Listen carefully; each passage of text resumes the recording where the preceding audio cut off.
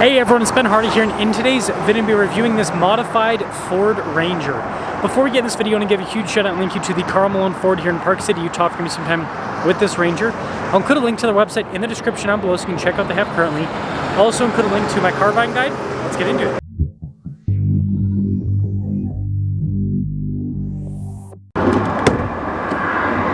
So powering this particular Ranger is a turbo 2.3 liter 4-cylinder that goes through a 10-speed. It puts out 270 horsepower and then 310 pound-feet of torque, and we'll see how well it moves these tires. Before we move forward with this review, I do want to mention, if you're going to see more videos just like this, then I recommend you subscribe because I post content every single day. So I think you guys can see the stance on this truck looks really good.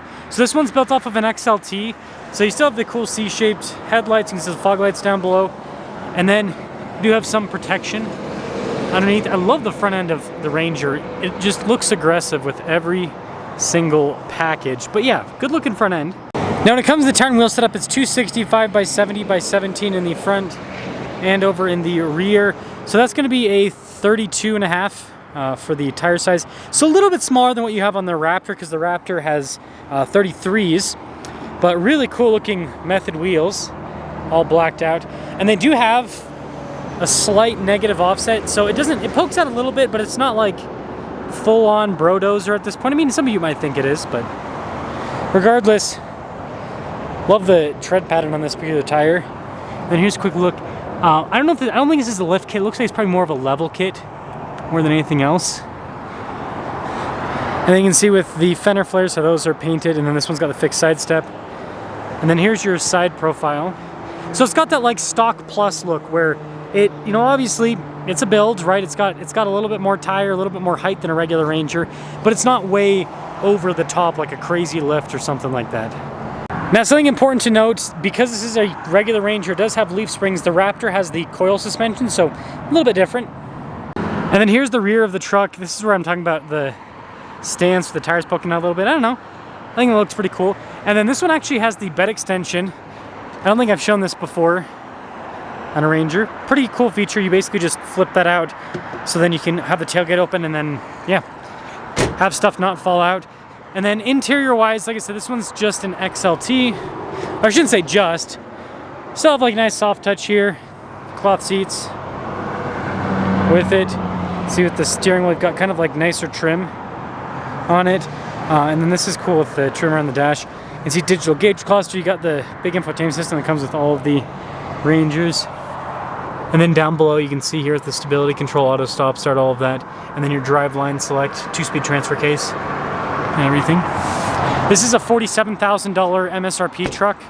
So it's kind of like a more loaded up XLT. I mean, it has the FX4 package, so makes sense. I'm not sure how much the build adds to it, but my guess, I mean, you're looking at probably like, what, $1,000 in wheels, and then, so it's probably like $4 grand, roughly, I'd guess. I don't know, might be wrong though. Anyways, let's just see how it drives.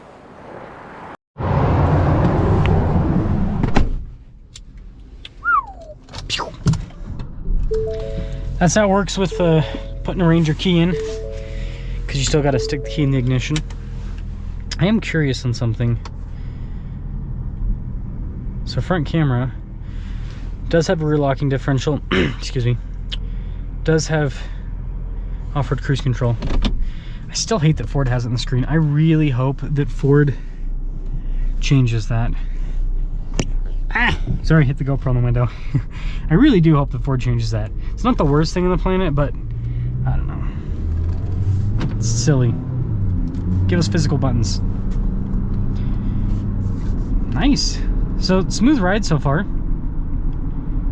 You do get a little bit more tire noise than what you'd get with stock.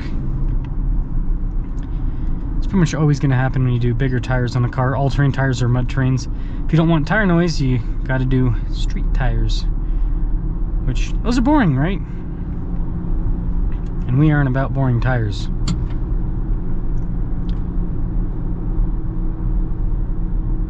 I will say, yeah, the new Ranger drives really well. It's super smooth. And even though this doesn't have the fancy Fox shocks that the Raptor has, it still drives really well.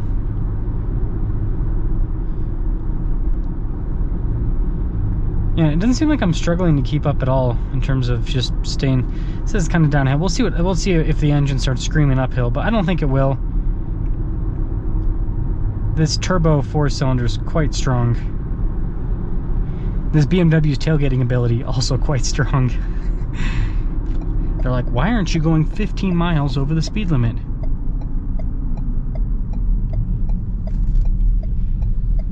Yeah, I don't know, I like this setup so far.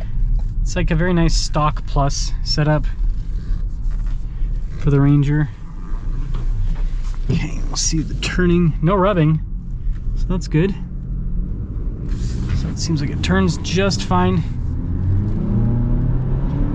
Oh yeah, we've got plenty of power. Plenty of power.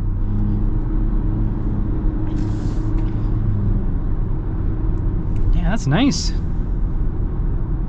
Doesn't struggle at all. It did have to downshift there, so definitely do more gear hunting in not a massive amount, but more gear hunting in this with bigger tires than you would in the Raptor, because the Raptor has 430 pound-feet of torque because it's got the 3-liter V6. So yeah, you're gonna have a difference with engines. That's clear. Still, this ain't bad. This drives well. I like it. I think that Ford did a really good job with the new Ranger in general, and then this build, there's no downsides to it, I don't think. You know, you get the better looks, get a little more aggressive tire, so this is going to be more capable off-road too because of those bigger tires. And it doesn't make it drive any worse than stock.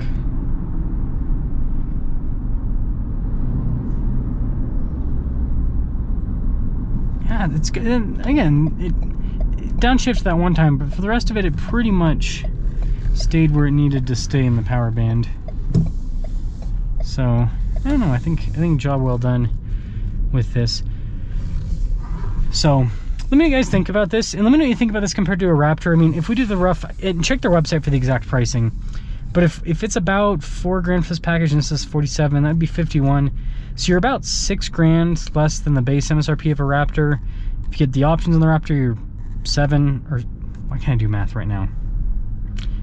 8, right? Because Raptors go up to 59. But that's before, you know, market adjustments on them.